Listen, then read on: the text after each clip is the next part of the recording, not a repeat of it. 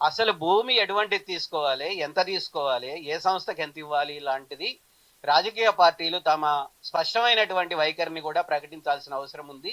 1.5 ఎకరాల భూమి ఉందని చెప్పుకుంటున్నాం కానీ ఇప్పటికే ఒక 40-50 లక్షల ఎకరాల భూమి వ్యవసాయానికి పనికి రాకుండా పోయిన స్థితి ఉన్నది.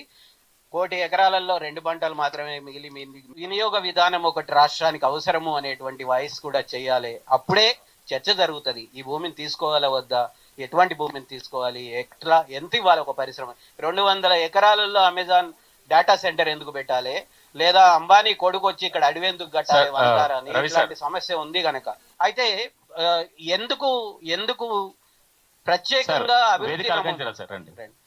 ఎందుకు ప్రత్యేకంగా అభివృద్ధి నమూనాని మనం ప్రశ్నించాలి అని అంటే, ఏదో ఒక భూమి పోయినండి మన భూమి పోకపోతే చాలనే కాడ మనం ఉండకూడదు.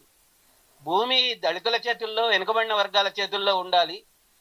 వాళ్ళు వ్యవసాయం చేస్తున్నట్టయితే వాళ్ళ చేతుల్లో ఉండాలి భూమి అనేటువంటిది మనం స్పష్టమైన వైఖరి తీసుకోగలిగితే, భూమి వినియోగ విధానం అనేటువంటిది ఒకటి మనం రూపొందించే విధంగా మనం పార్టీలో మాట్లాడగలిగితే బాగుంటుంది అనేది నేను ప్రతిపాదిస్తూ, మేము మొదటి నుంచి కూడా సహజ వనరుల మీద ప్రజలకు హక్కులు ఉండాలనేది మా నినాదం.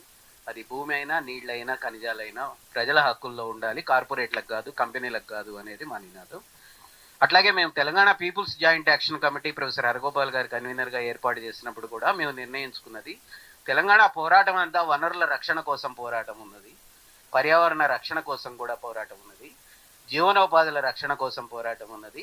దీన్ని ఏ ప్రభుత్వం వచ్చి దాన్ని ధ్వంసం చేయాలని చూసినా తప్పకుండా ప్రజల పక్షాన, ప్రజలతో ఉండి పోరాడాలనేటువంటిది కేవలం సంఘీభావం కాదు, భాగస్వాములం కావాలనేది కూడా టీపీజేఏసీగా మా నిర్ణయము. అందుకనే అటు రాపోలు, కాండ్లాపూర్ వెళ్ళినా, లేకపోతే ఇక్కడికి ఫార్మాసిటీ ఏరియాలోనైనా సీరియస్గా దీని మీద పరిశోధన చేస్తున్నది. లేదా మూసీ జన ఆందోళన ప్రకారం మా కార్యకర్తలందరూ కూడా, ప్రజా సంఘాలన్నీ కూడా సీరియస్గా పనిచేస్తున్నది కూడా భూమి మీద, నీళ్ల మీద, ఖనిజాల మీద, అడవుల మీద ప్రజలకే హక్కులు ఉండాలి అనేటువంటిది మా నినాదంగా ఉంది కనుక, అది కూడా అట్టడుగున్న వర్గాల ప్రజల జీవనోపాధుల రక్షణ, భూముల సహజ ప్రతిపక్షంలో ఉన్నప్పుడు కూడా వాళ్ళు అనుకున్న వాటిని తప్ప ఒక కీలకమైనటువంటి అభివృద్ధి నమూనా మీద చర్చకి, ఇటువంటి సమస్యల మీద వాటికి రాకుండా ఇప్పుడు మేము చూసాం కొన్ని పార్టీలు అసలు మేము పిలిచినా రాలేదు.